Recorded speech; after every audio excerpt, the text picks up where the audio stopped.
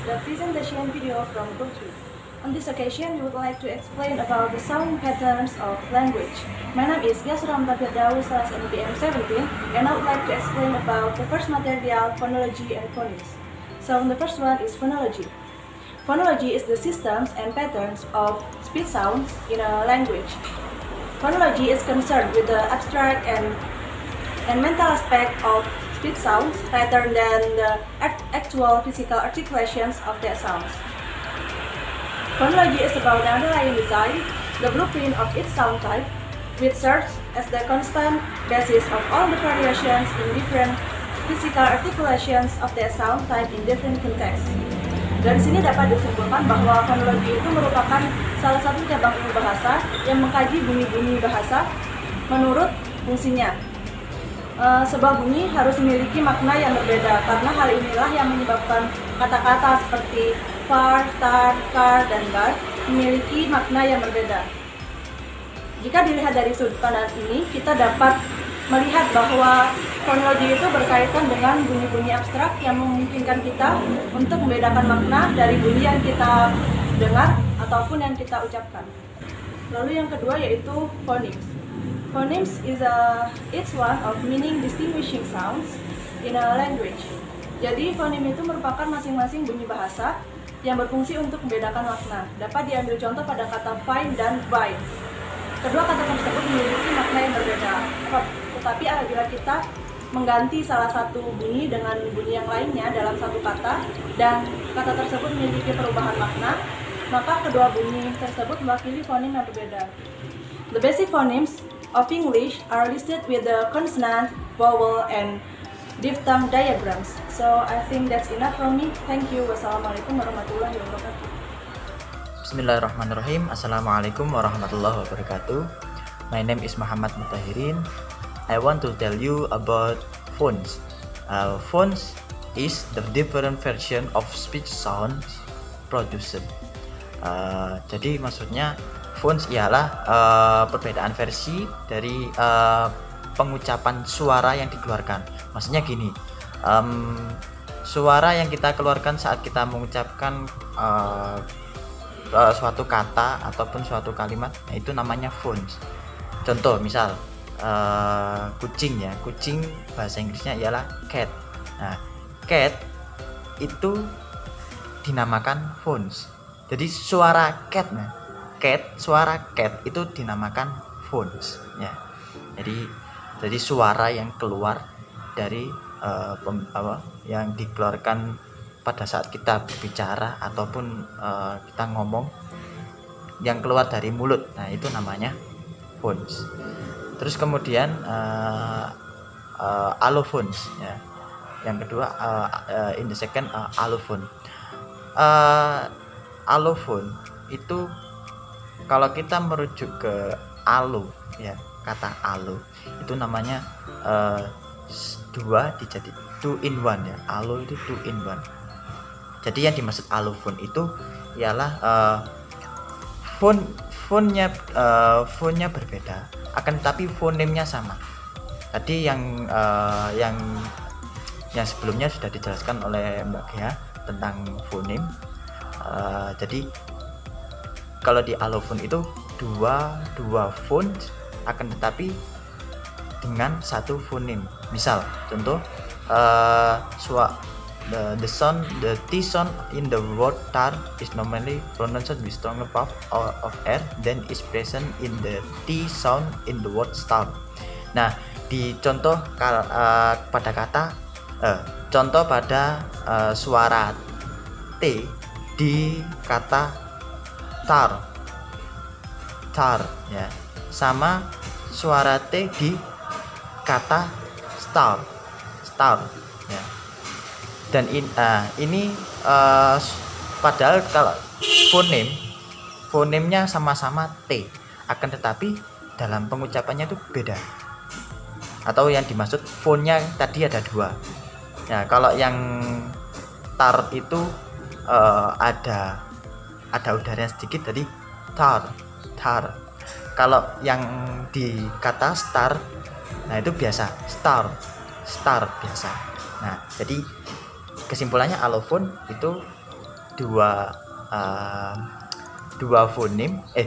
fonts akan tapi dalam satu fonem, itu allophones. The next minimal I want to tell you about minimal pairs. Minimal pairs are words that vary in one single sound. They are written identically but they contrast in one phoneme placed in the same position. Nah, jadi minimal pairs ialah kata-kata yang berbeda dalam satu suara. Mereka ditulis secara identik akan tetapi kontras di satu tempat fonem pada posisi yang sama. Jadi maksud example contoh kata fan sama van ya. Kata fan sama van. Nah, ini di sini terjadi fonemnya hampir sama, berdekatan, akan tetapi dia menempati posisi yang sama, yaitu di depan sendiri ya. Jadi yang pertama itu fonemnya pakai F, yang kedua fonemnya pakai V. Jadi hampir sama, kontras gitu. Nah, dan bertempat di posisi yang sama. Terus contoh yang lain, bed sama bed ya, side sama side ya, gitu. The next minimal sets. Minimal sets when a group of words can be differentiated each one from the others by changing one phoneme. Ketika sekelompok kata dapat dibedakan masing-masing dari yang lain dengan mengubah satu fonem, itu namanya bisa disebut minimal sets atau ya set minimal ya, minimal sets.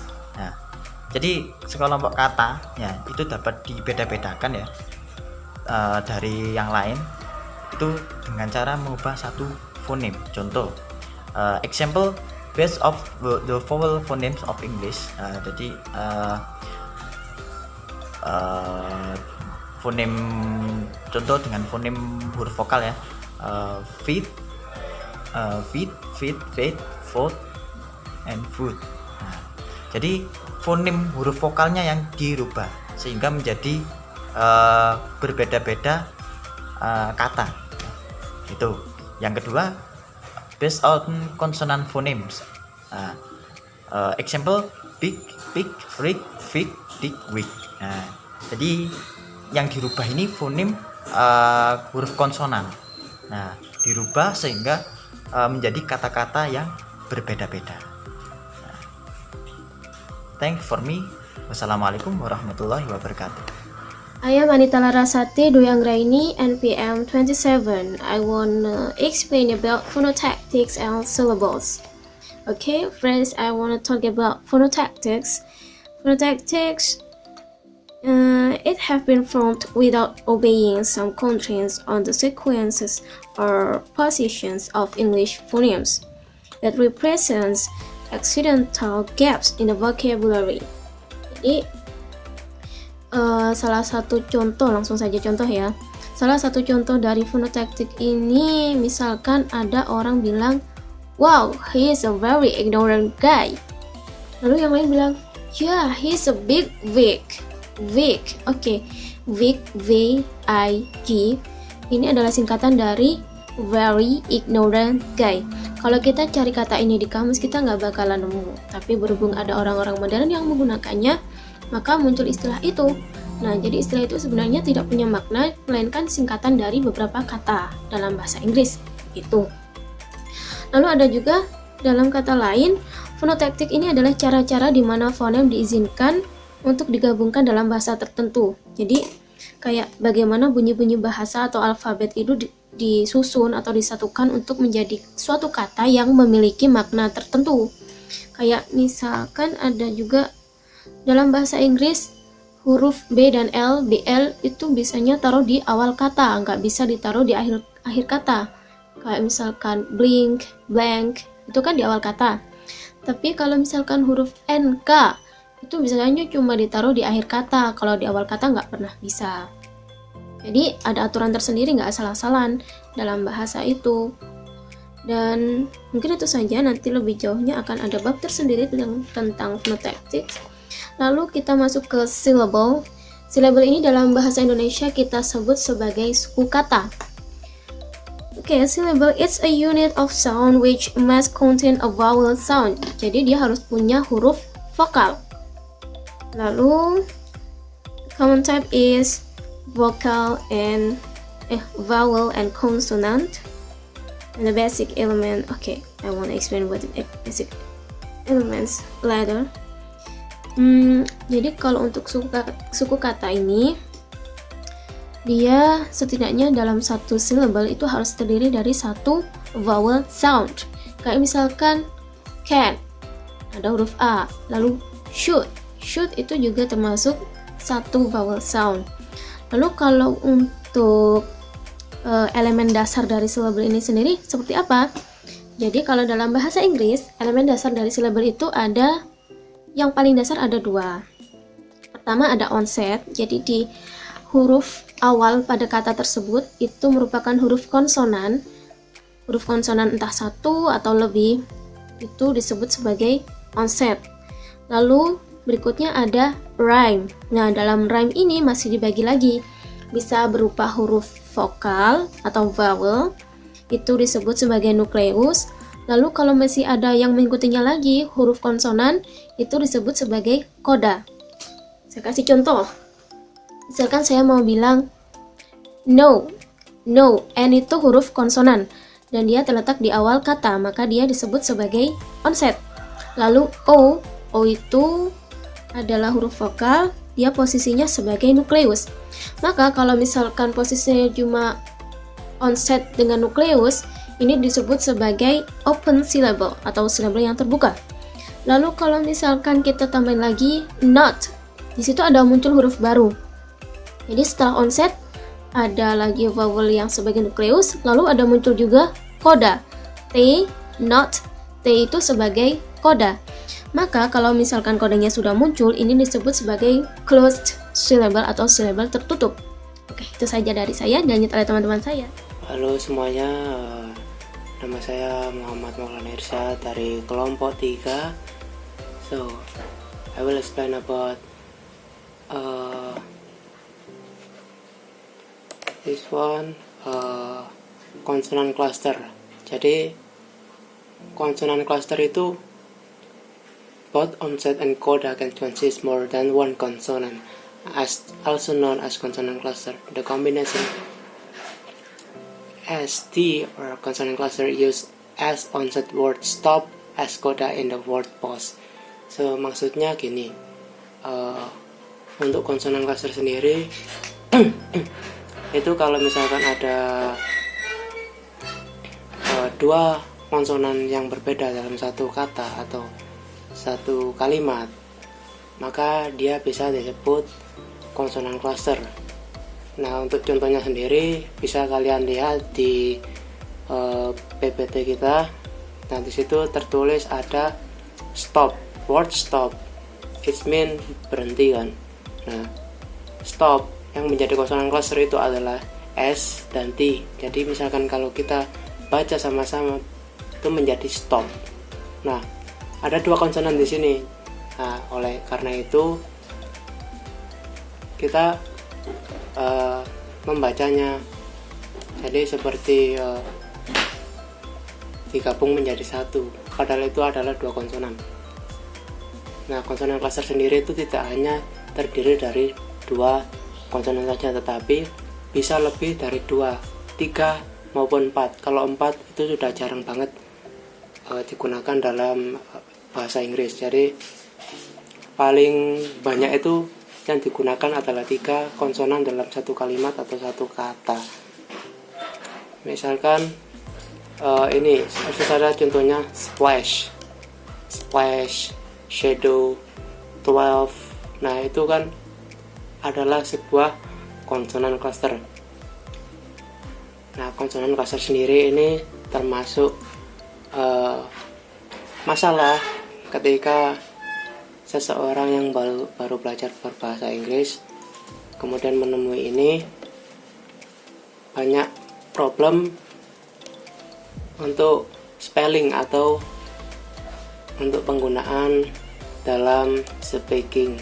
Jadi kalau nggak dilatih vowel soundnya itu pasti akan sulit untuk pengucapan dari konsonan cluster itu sendiri. Nah, jadi untuk mempelajari konsonan cluster sebaiknya kita bisa melatih lidah kita untuk twist challenge. Nah, itu bisa untuk meningkatkan cara membaca konsonan cluster seperti yang dicontoh ini.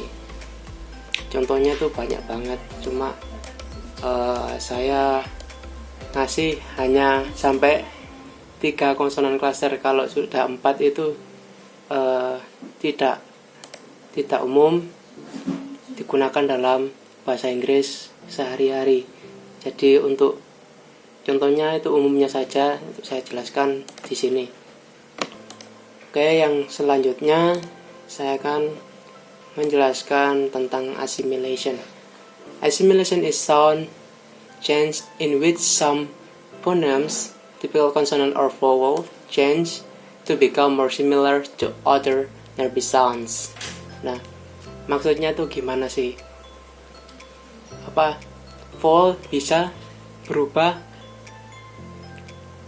untuk nearby sounds dan nearby di huruf di dekatnya. Jadi dia itu bakal berubah kalau misalkan kita itu pengucapannya rapidly speech. Jadi pengucapan secara cepat itu bakal berubah. Nah, kalau misalkan normal speech atau pengucapan biasa itu biasanya tidak berubah, jadi assimilasinya tidak terlalu mencolok. Nah, untuk contohnya di sini saya tidak mencantumkan contohnya, lupa, tapi saya akan jelaskan di sini. Nah, contohnya itu adalah handbag. Handbag itu kan handbag. Nah, kalau misalkan kita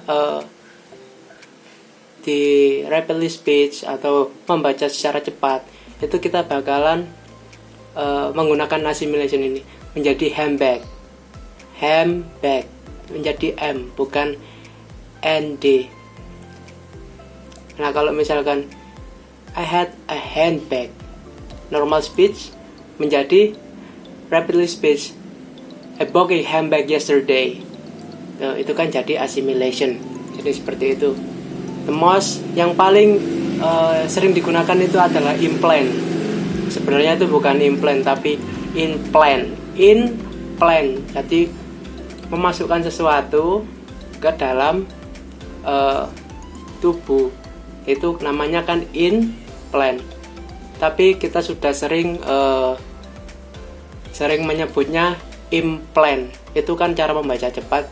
Jadi assimilasinya itu menjadi kebiasaan, sekarang menjadi implant, seperti itu. Jadi assimilation itu cuma permainan dari vowel atau sound change dari phonemes menjadi agar terlihat seperti mirip-mirip seperti itu. Nah, oke. Itu saja penjelasan dari saya. Terima kasih. Assalamualaikum warahmatullahi wabarakatuh.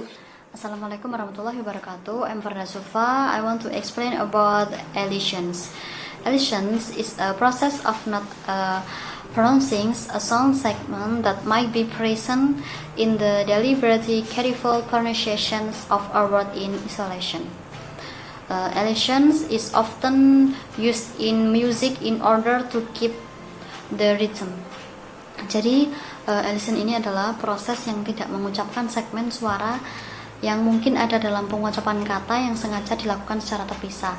Dan elision ini digunakan dalam musik untuk menjaga ritme. For examples of elisions, kinda is kind of, sorta is sort of, hafta is have to, masta is must have, Ne'er is never. Gonna is going to. Wanna is want to.